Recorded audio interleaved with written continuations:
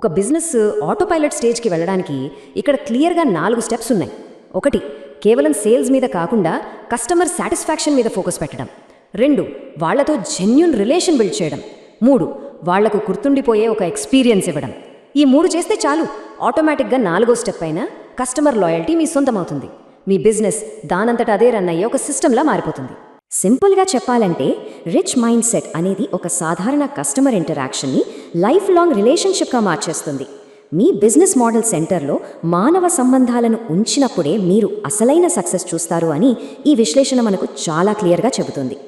So మనం ఈ విశ్లేషణ ముగింపుకు వచ్చేసాం.